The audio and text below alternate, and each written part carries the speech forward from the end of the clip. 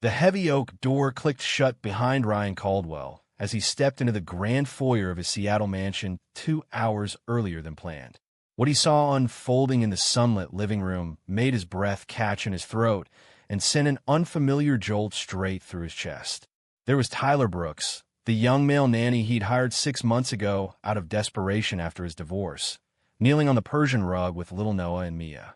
Tyler's strong arms were wrapped around both children in a playful group hug while they giggled uncontrollably at some silly story he was telling about a talking squirrel in the park that afternoon.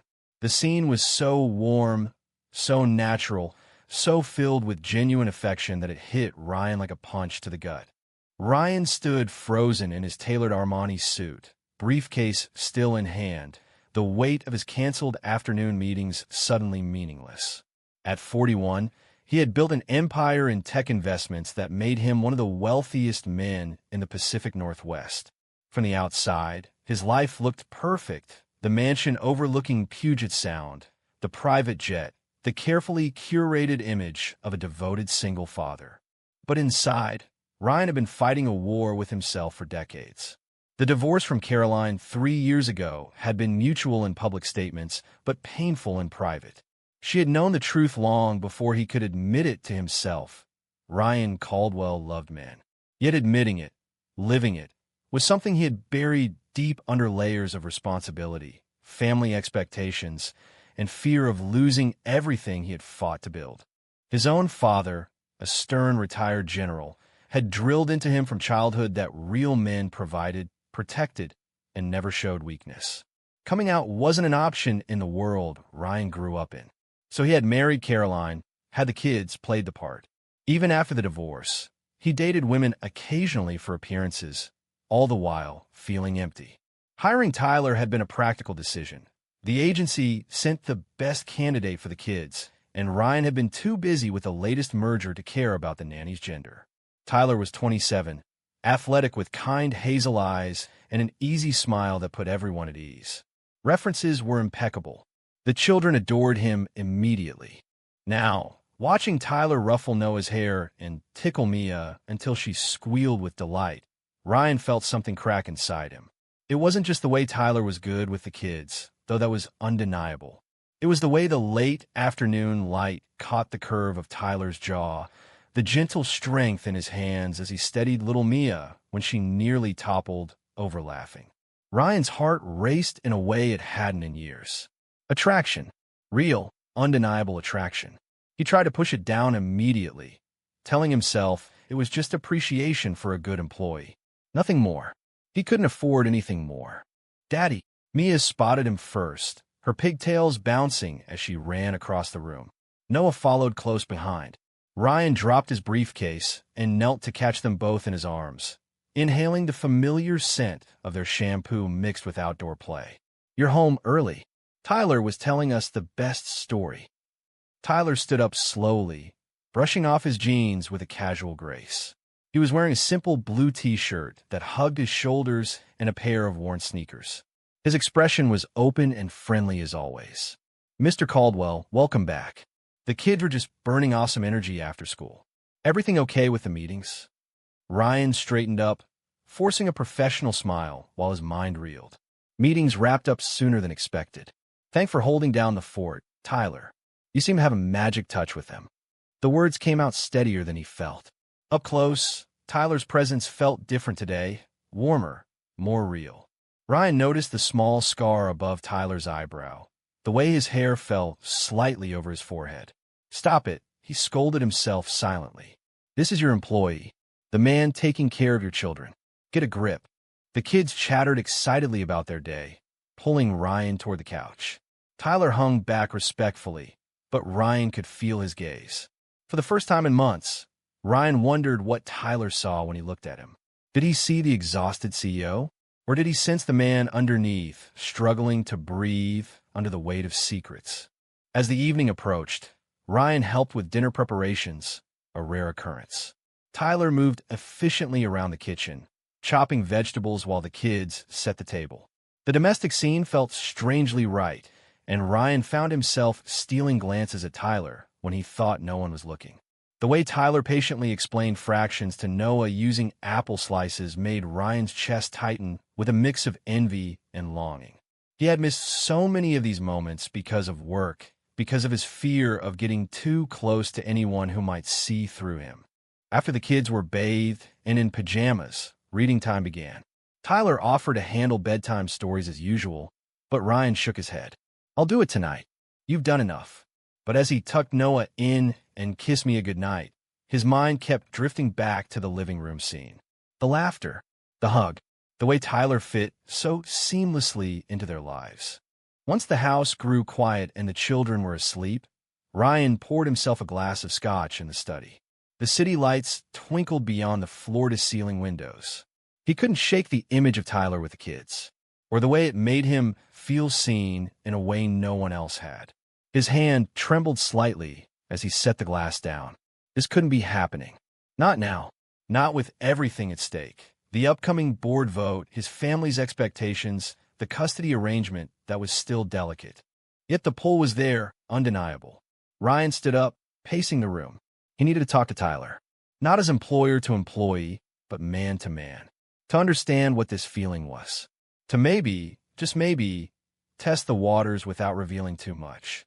The decision settled in his gut like a stone. He would wait until the kids were fully asleep, then find Tyler in the guest house out back where the nanny stayed. They needed to have a conversation. A private one. Ryan glanced at the clock. It was time. Ryan walked the stone path to the guest house under the soft glow of landscape lights, his dress shoes crunching on gravel that suddenly sounded too loud in the quiet evening. He knocked once, then twice, his knuckles tight. Tyler opened the door in sweatpants and a hoodie, surprise flickering across his face before he stepped aside. "Mr. Caldwell, everything all right with the kids?" "They're asleep," Ryan said, voice lower than intended. "Call me Ryan. And, can I come in?" The small living room was neat, books stacked on a coffee table, a laptop open to what looked like lesson plans. Tyler gestured to the couch. "Of course. Want water? Or something stronger?" Ryan declined, sitting on the edge of the cushion as if ready to bolt. The words tumbled out before he could stop them. "Today, when I walked in and saw you with Noah and Mia, it hit me different. Not just good nanny stuff. You make them laugh like I haven't seen in years. And I realized I've been watching you more than I should." He paused, cheeks burning. "I don't know what I'm saying. I'm sorry if this crosses a line." Tyler listened without interrupting, his hazel eyes steady. After a moment, he leaned forward. "Ryan, I'm gay. Openly. Been out since college. If that's what you're circling around, it's okay. I keep it professional here because the kids come first and I love this job." He smiled gently. "But if you're feeling something, we can talk about it. No judgment." The honesty landed like a lifeline. Ryan's shoulders sagged. He told Tyler about the college roommate, Jake, the star athlete whose laugh made Ryan's world tilt. The one night they almost crossed the line before Ryan panicked and pulled away, burying it under football and girls and eventually Caroline. "I thought it would fade. Marriage, kids, the company. It didn't. It just waited." Tyler nodded, sharing his own story briefly. Growing up in a small Midwest town where being different meant whispers, moving to Seattle for freedom. "I get the fear. Coming out isn't one moment. It's 1,000 choices." They talked for over an hour, the scotch forgotten. Ryan felt lighter, seen. When he stood to leave, Tyler touched his arm lightly. "Take your time. I'm here as a friend first." Back in the main house, Ryan lay awake staring at the ceiling. For the first time, he let himself imagine what life could look like without the mask. The next morning, he canceled 2 overseas calls. "I'm working from home more this week," he told his assistant. The kids noticed a change immediately, their laughter filling the house as Ryan joined Tyler for park outings and homework help.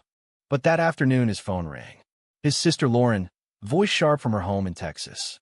"Mom and Dad are flying in next weekend for your birthday. We need to talk about the kids' school and stability. You seem distracted lately." Ryan's stomach twisted. The family visit loomed like a storm cloud, threatening the fragile new peace he had just found.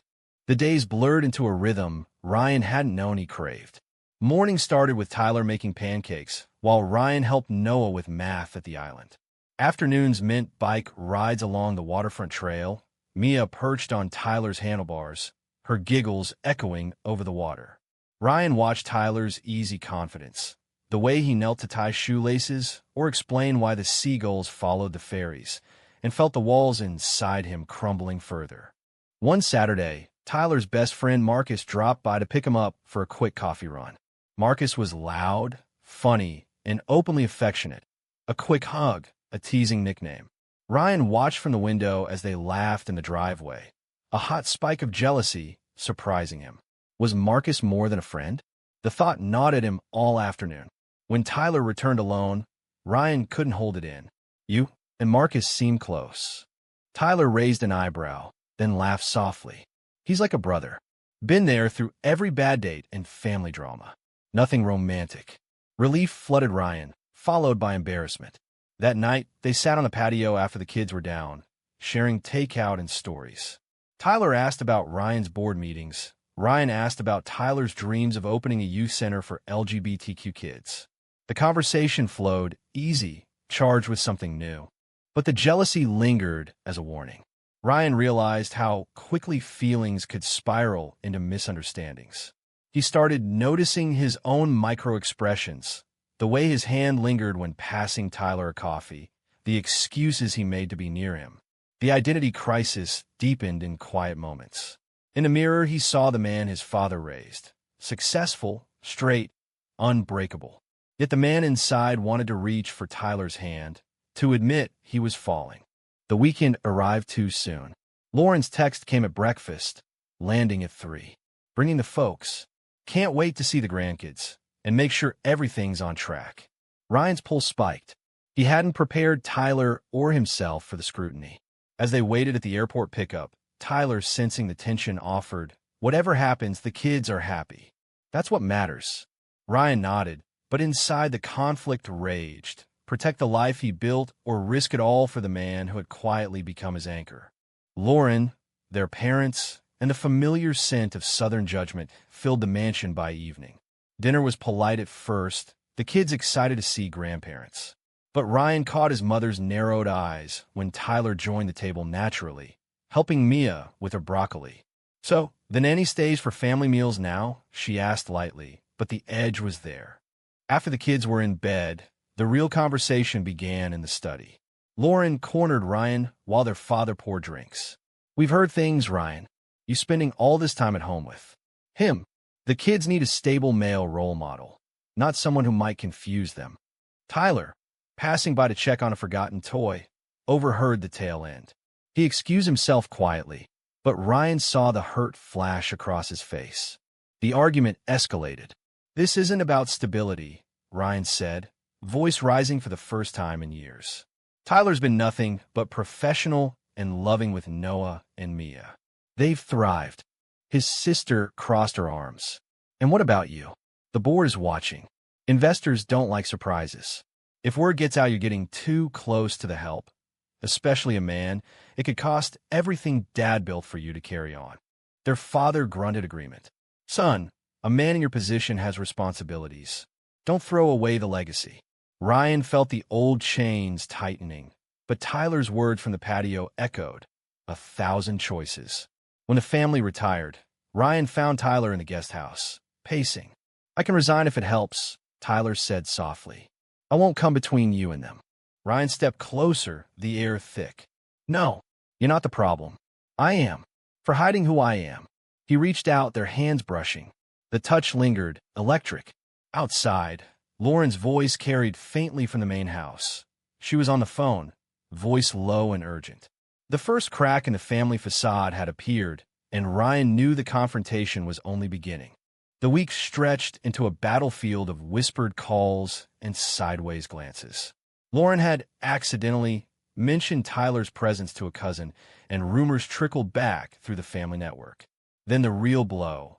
A board member texted Ryan a tabloid link hinting at the billionaire's unusual closeness with his male staff. The leak had come from inside. One of Lauren's contacts, Ryan suspected. His sister didn't deny it when confronted. "I'm protecting the children. And you, whether you see it or not." Custody threats followed in a lawyer's letter from their parents' attorney. Concerns over unstable influences. Ryan's world tilted. He spent sleepless nights weighing the empire against the peace Tyler brought. Tyler stayed steady, shielding the kids from the tension with extra park days and bedtime stories. But Ryan saw the worry in his eyes.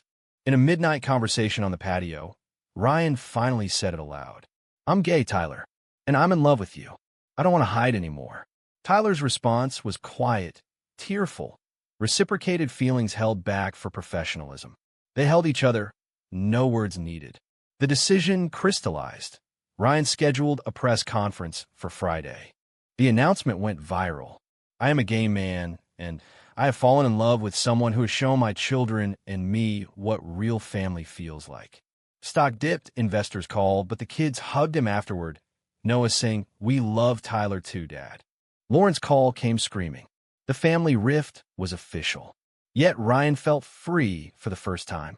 The park glowed under the late summer sun as Ryan, Tyler, Noah, and Mia spread a picnic blanket near the water. Weeks had passed since the announcement. Some investors pulled out, but new ones who valued authenticity stepped in.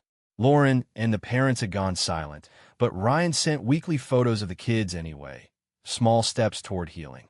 Tyler leaned against Ryan's shoulder, their fingers intertwined openly. Mia chased bubbles Tyler had brought. Noah practiced soccer kicks nearby. "You okay?" Tyler asked softly. Ryan smiled. The weight finally lifted. "Better than okay. For the first time, I'm living." They shared a tender embrace, foreheads touching, the kind of quiet joy that came after storms. The children ran over, piling into the hug, laughter ringing out. Ryan looked at the man beside him, the one who had walked into his life as hired help and stayed as partner, and knew every risk had been worth it. The family might heal in time, or they might not. But this moment, this truth was his. True or false? Embracing your true identity in love is always worth the family upheaval it causes.